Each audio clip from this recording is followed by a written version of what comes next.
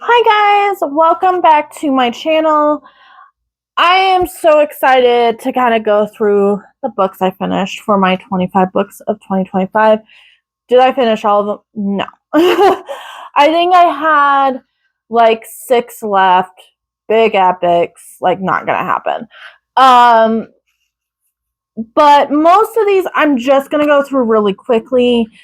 I did not have strong feelings about most of these books besides Red Rising, which if you've been following my channel, you know I love Red Rising. You know that's a guaranteed 5-star.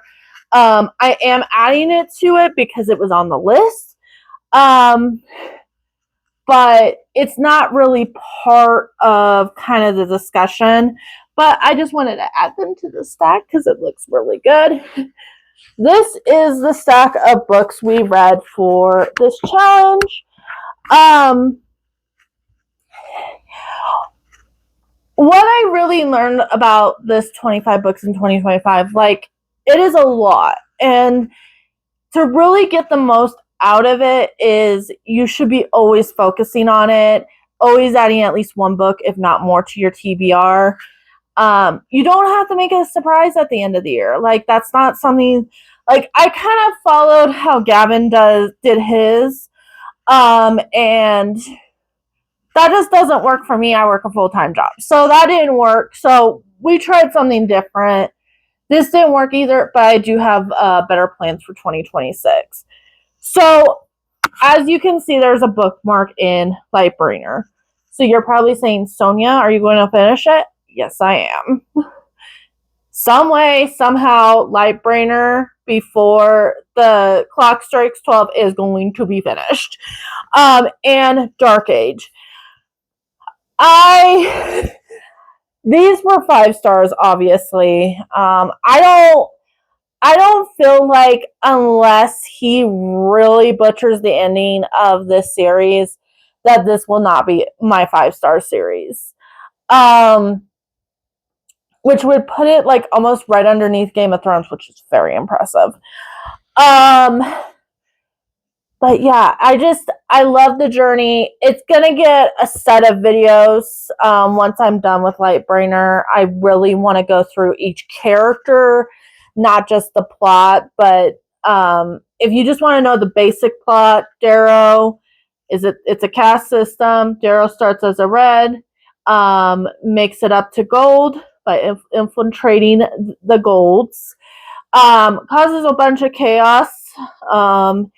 And basically the second series is the consequences of his actions in the first trilogy. And it's very highly political, very violent. But yeah, I want to be able to really discuss these characters.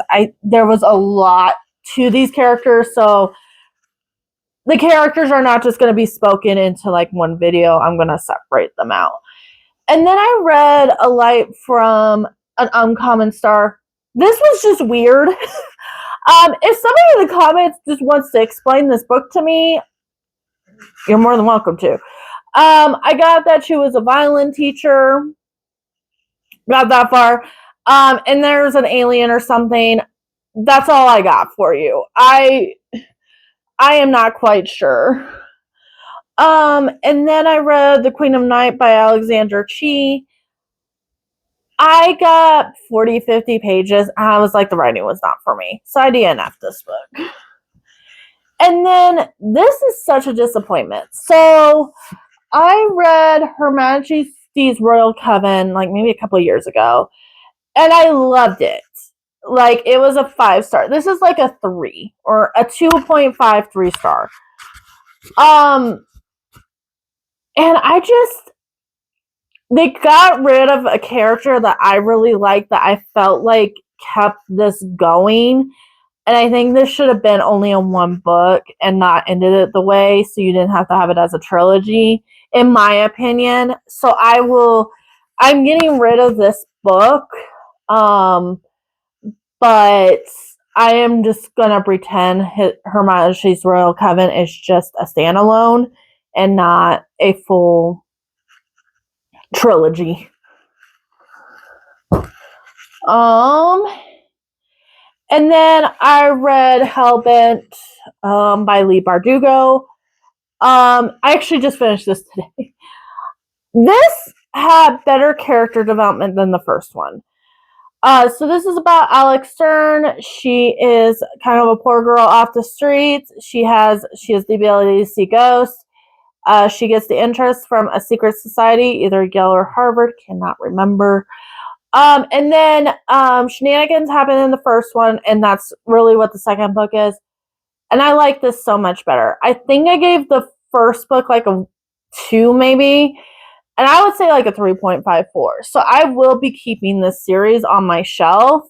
But I may or may not get the third book from Illumicrate. I'm not like a diehard for it where I don't need all the matchy.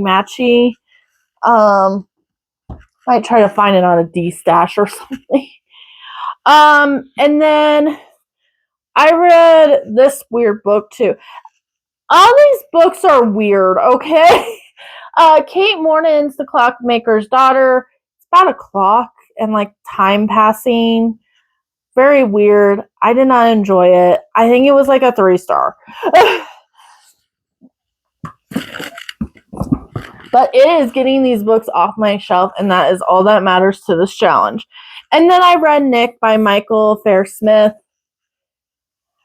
I did a Gatsby video of like pretty much why you cannot rewrite Gatsby. And this is the inspiration. This was like the last inspiration why I do not read these retellings. This is about Nick before he meets Gatsby, so this is a prequel. Just boring.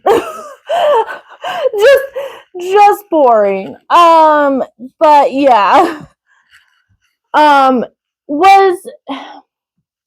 Was this challenge a success with the factor of getting stuff off my shelf? Yes.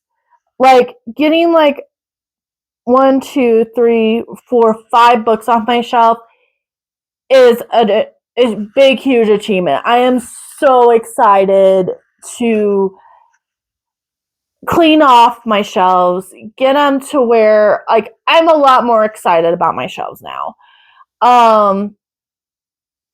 And hopefully within the next year getting more stuff off my shelf that I don't want. So that is the big goal for right now. But anyways, thank you so much for a wonderful year, for a wonderful start to 2026.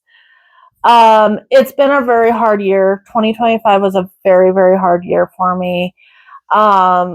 Just seeing the beautiful few comments that I get, seeing that people are watching, people are liking my videos, like warms my heart deeply. Obviously, I would love to sit here and be like, yay, we're up to 1 million subscribers. I don't have to work, but you know, it's not that. But I love each and every one of you that is willing to give me the time of day.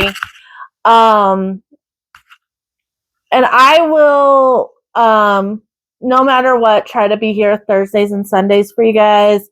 And on my shorts too. If you are like somebody that just wants like a very quick, like what I read in a week, I do have shorts too. And those can be somewhat helpful. If you just want like a snippet of what I'm reading, to get an idea. But anyways, like and subscribe, and comment. Like, did you like any of these books? I feel so bad if you did because I only liked 3 of them. But otherwise, you guys have a lovely rest of your day, and I will see you in the next one. Bye.